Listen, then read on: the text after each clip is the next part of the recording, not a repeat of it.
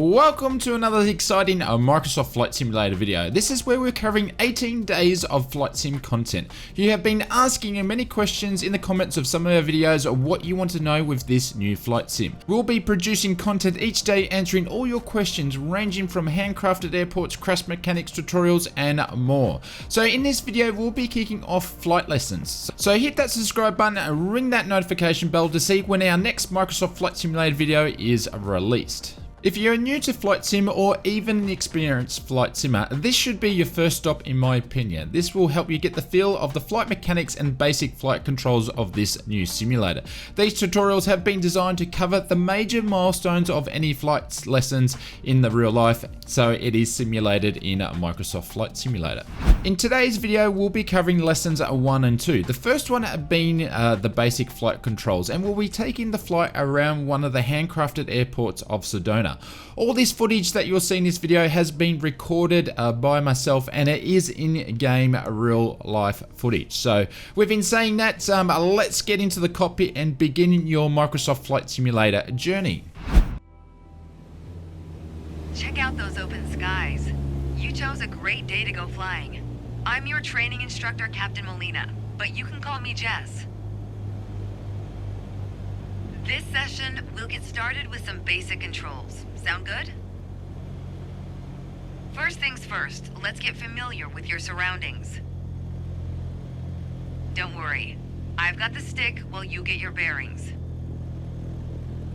Out your side windows, you can see we have great visibility over Sedona today. I'm just going to pause the lesson there to quickly just say your starting altitude is 6,000 feet. So you just remember to have your mixture not set all the way, make sure it is a little bit lean, and also have some RPM present for when you actually take over control. I'm using today the virtual fly gear, which is the YOKO, the Yoke, the TQ6 throttle quadrant, and also the Rudder pedals, which all work in Microsoft Flight Simulator. I'll leave a link in the description. I'll come back to you after the lesson is complete. Have fun.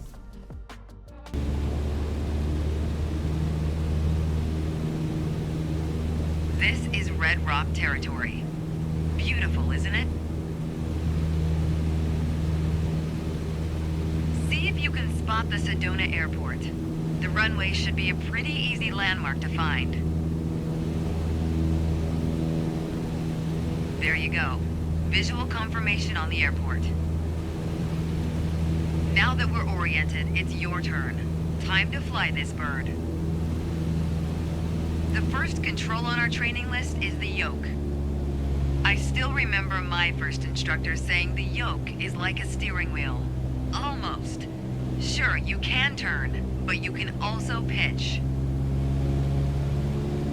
For starters, it controls the ailerons. And the ailerons, they allow the plane to roll and bank into turns. Go ahead and try rolling to the right.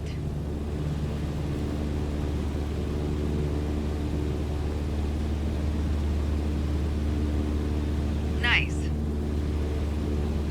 Now let's see you level back out.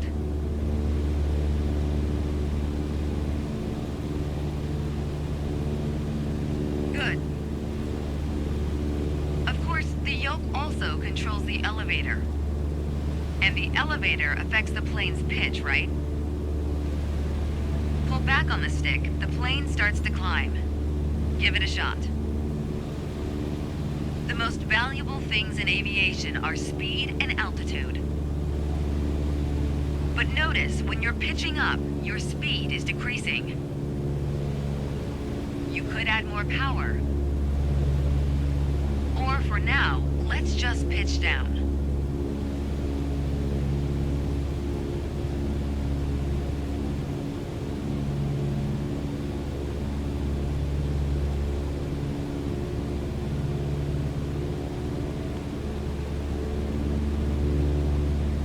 Just like that, your speed's picking up again as the nose pitches down. As you level back out, let's talk about another control. The rudders at your feet. Rudder pedals control the aircraft's side-to-side movement, also known as yaw. On the ground, those pedals are gonna steer the plane left or right. Up here, they properly align us during turns. Try them out and watch the plane's nose skew to either side. Simple enough, right? Before we go on, let's bring the plane back to straight-up flight. Make sure your dashboard is aligned 3 to 4 inches below the horizon for a cruise attitude. Okay, the last thing we're gonna cover now is the throttle. If you have the need for speed, then the throttle's for you. Full control over the power output of the engine. Let's see what happens when you cut all the power.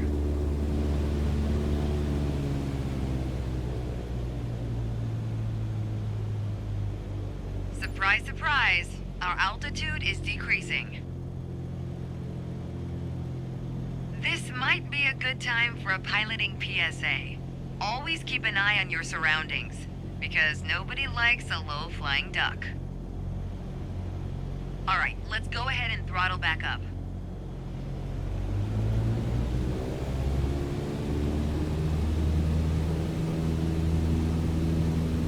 There you go. Speed is increasing, and as long as we maintain the same attitude, our altitude will keep climbing too.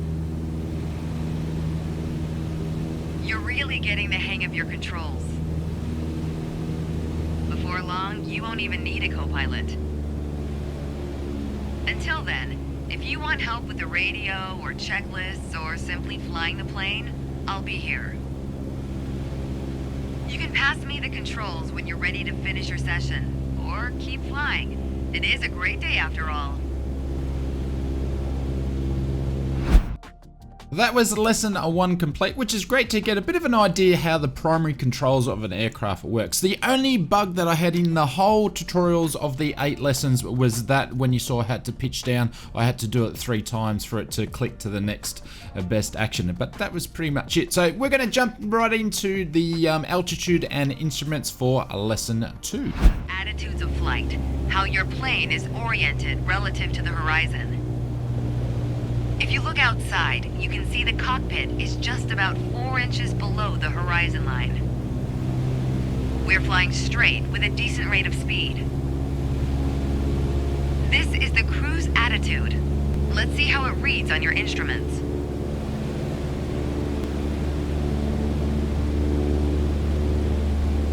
Take a look at the attitude indicator. As the name implies, it shows your current attitude. The white line is the horizon, with the sky above and the ground below.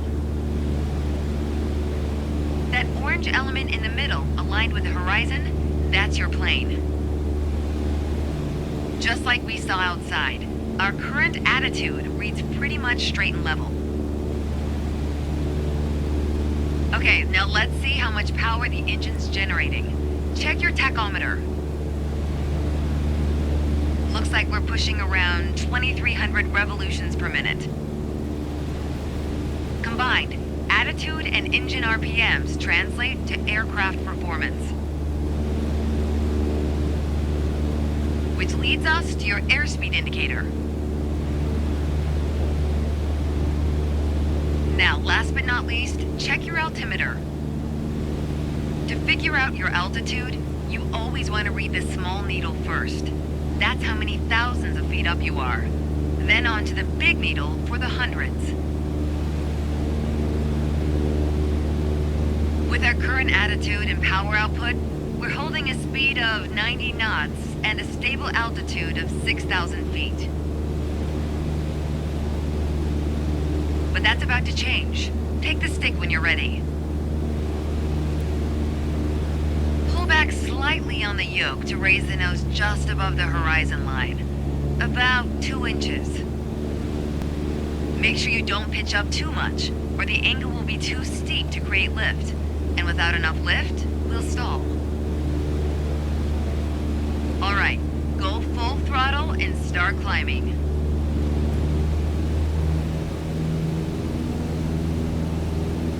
Welcome to the climb attitude. See how it shows up on your attitude indicator and tachometer? According to your altimeter, we're gaining altitude. But we're losing airspeed even at full throttle, proving you can't avoid basic physics while making a climb.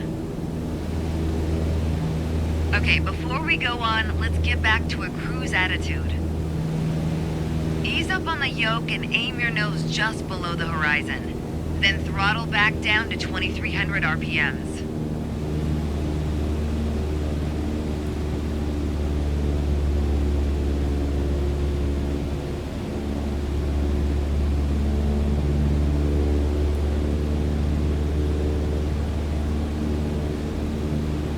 Nice job. We're now set up with the same attitude and power we had at the top of our lesson. Next up is the descent attitude. Start by reducing your RPMs to 1800. Then drop the plane's nose a bit further below the horizon.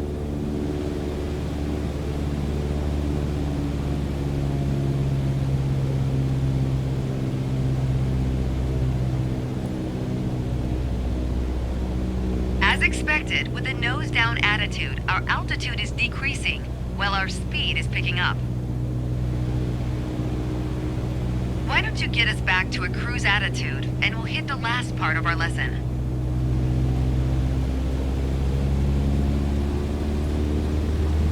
There we go. Now that we know how to cruise, climb, and descend, let's talk about the turn attitude. Gently pull the yoke left or right to start rolling the plane.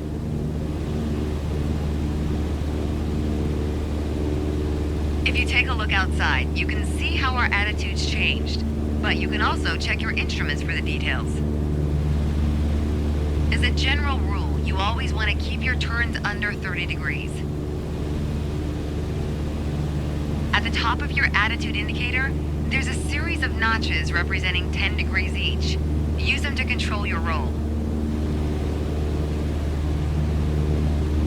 Notice the more you turn, the more you need to pull back on the yoke to maintain altitude. When you're rolling out, you'll need to do the opposite. Roll and push at the same time. The more you know about the main attitudes of flight, the closer you get to that pilot state of mind. So keep practicing, and whenever you're done, pass me the controls.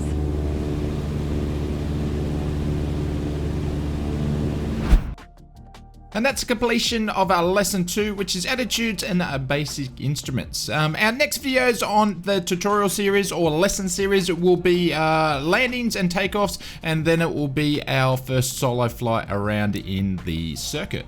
Hopefully this gives you a little bit of an insight of what a Microsoft Flight Simulator is all about. And like I said at the start of the video, this is all footage that I have recorded straight from the game. So it's no sort of promo reel or anything like that. Remember, we're coming to you with 18 days of content. So we've got another 2 videos coming out tomorrow and so forth. So if you like this video, please smash the blue thumbs up button, as it really helps out the video. And if you're new to the channel and you want to stay up to date with all the latest Microsoft Flight Simulator development news, insights, and also videos like this, please click that subscribe button. I would love to hear in the comments your thoughts on these first 2 flight lessons. I'm going to leave you with one of my other favorite Microsoft Flight Simulator videos over here. Why don't you check that one out, and I will see you over there.